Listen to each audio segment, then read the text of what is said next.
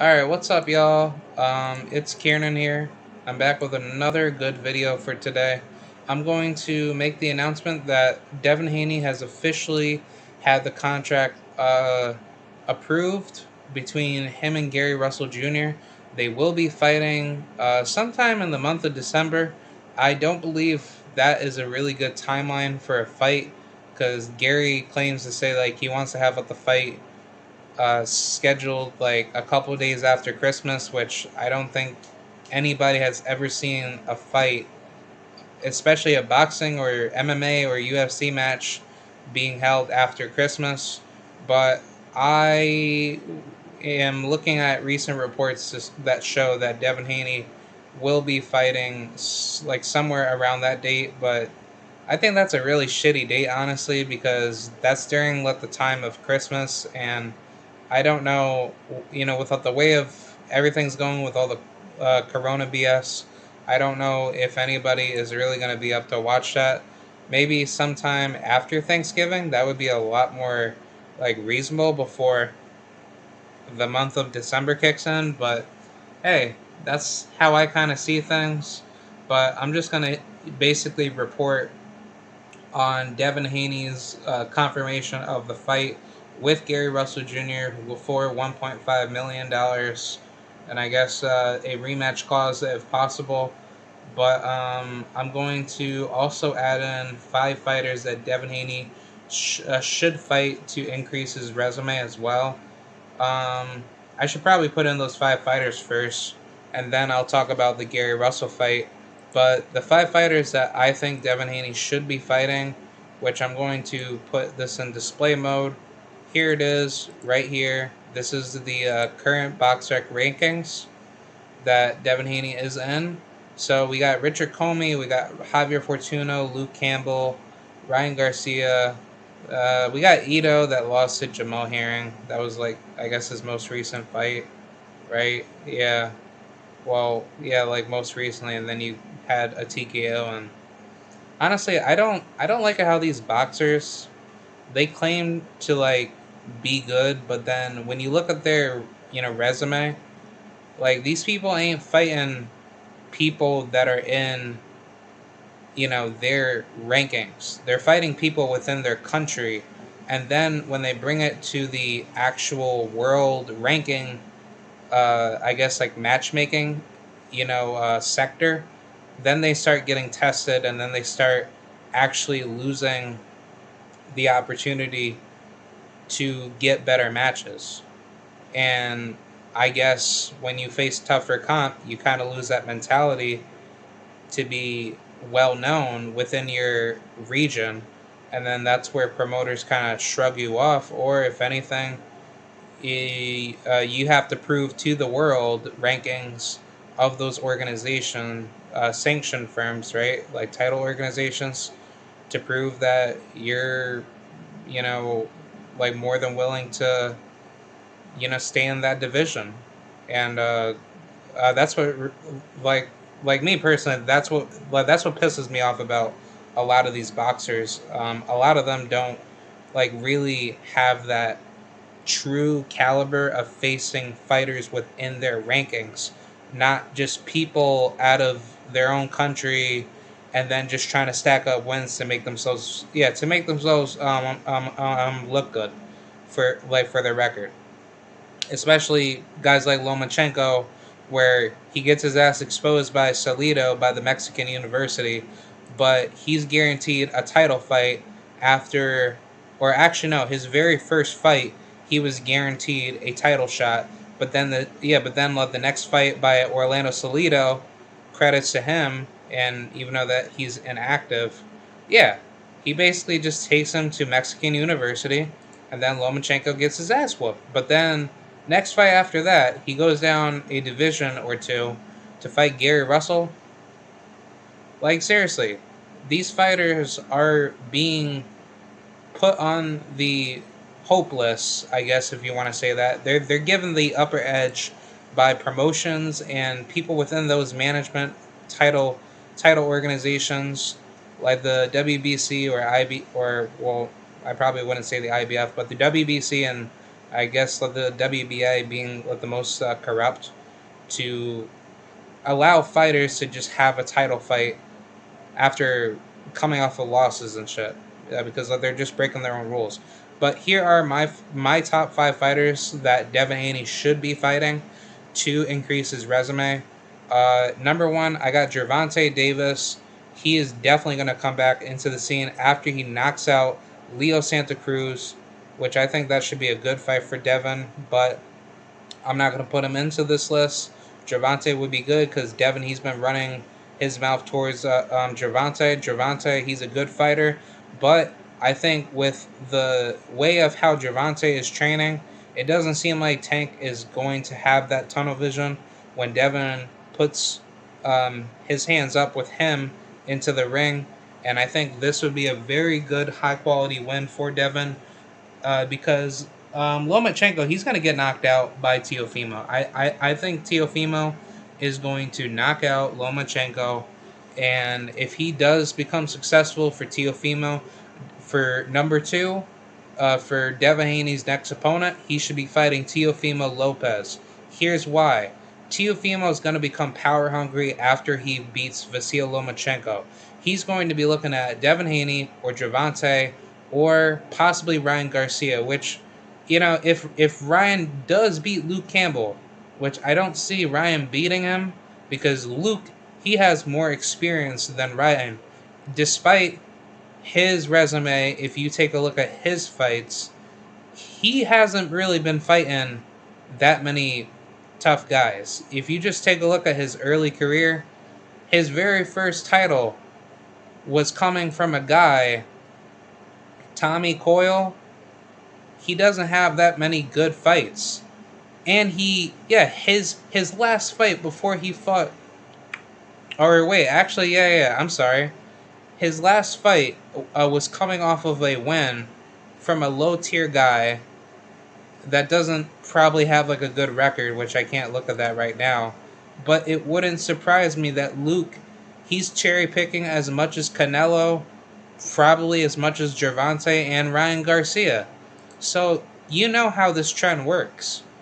Boxing is so corrupt where the best fighters avoid the better fighters.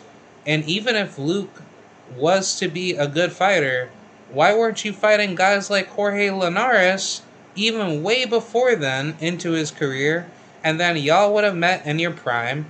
But no, you fucking meet him 3 years beforehand, even when you met Lomachenko 2 years later, to get your ass beat in a split decision, and then 3 fights later, oh, you get a TKO, UD, TKO. Yvonne Mendy, who the hell is this guy? Okay, he's decent, but still, we're talking about guys that are just getting wins to pad their records. He's not really actually going out there to beat people. These fighters are just going out just to pad stats.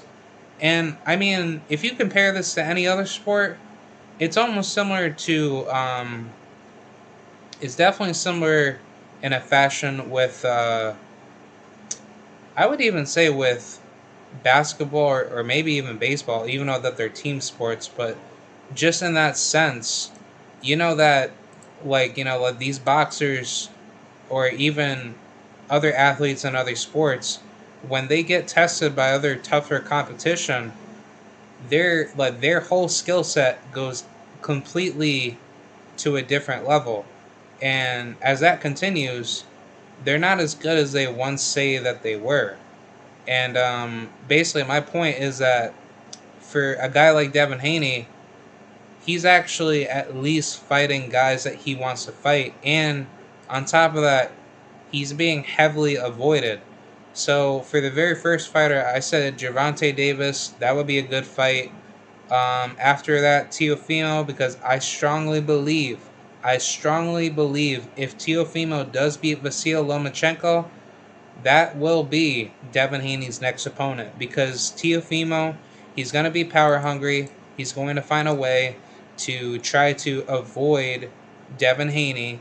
So Devin, if he beats Gary Russell, which even if he loses, he should still fight Teofimo.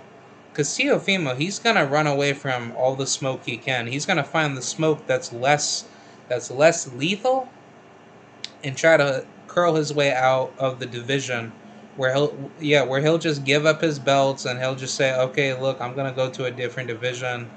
I'll see y'all later with all about the money that he tries to take away from the division.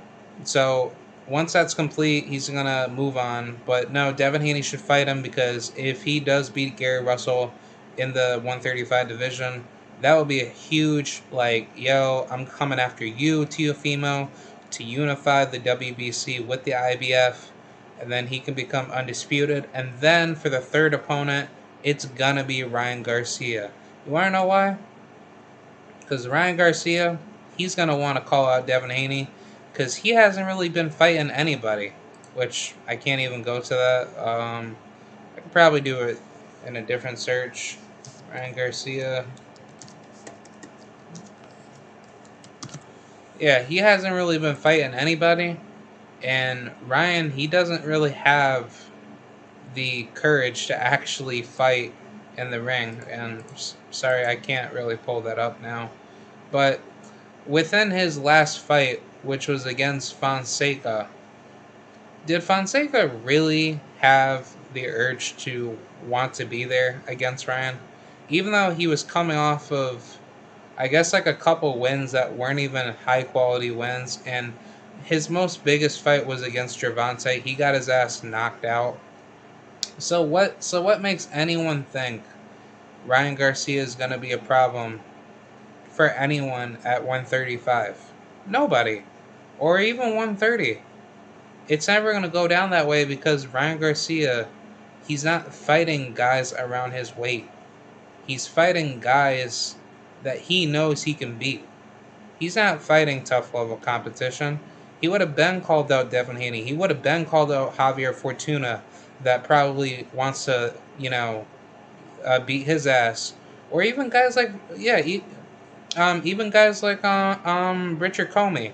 Like, why doesn't Richard Comey get his time to shine? Or he could even go down and probably fight guys like Dennis Bjornchik. Or actually no, Ivan Bjornchik, if I'm correct on his name, and I'm pretty sure. Hold on, I apologize. Ivan Bjornchik. Yeah, this guy, he's like super duper good, but this would be a huge good fight. Bjornchik. Yeah, Bjornchik, right? Yeah, Ivan Bjornchik.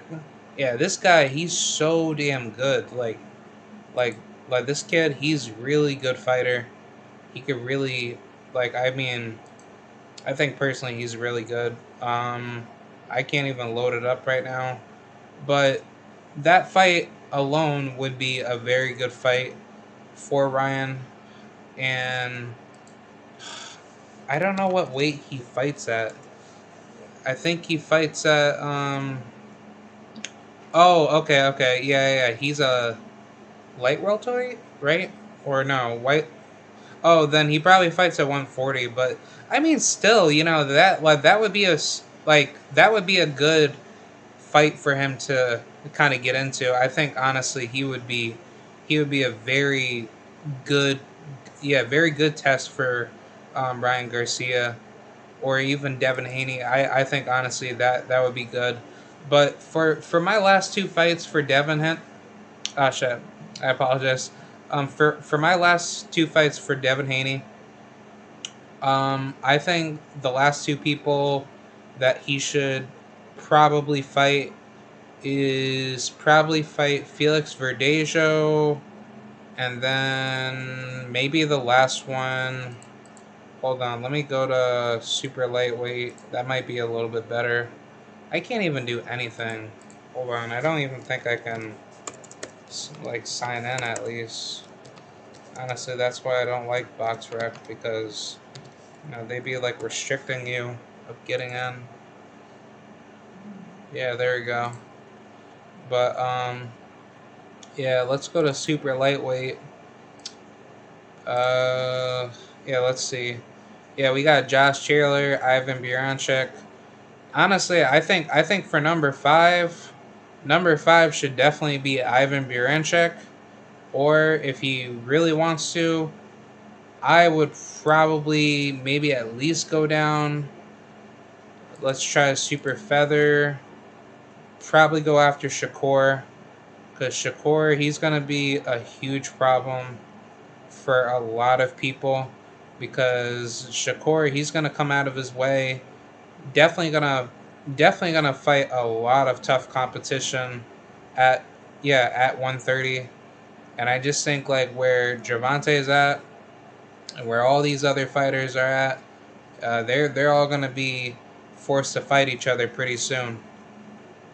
But I think honestly, man, there's so many good fighters out there that they really be giving up their opportunities to fight each other, and they don't really do what they're supposed to do.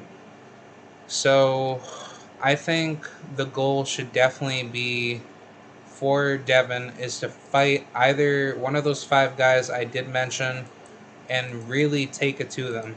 Because if he does beat Gary, it's going to be a huge win on his resume. And on top of that, he is calling out everybody that is going to be looking at him. And even think about it. Don't forget about guys like Chris Colbert. Don't forget about guys like Lamont Roach.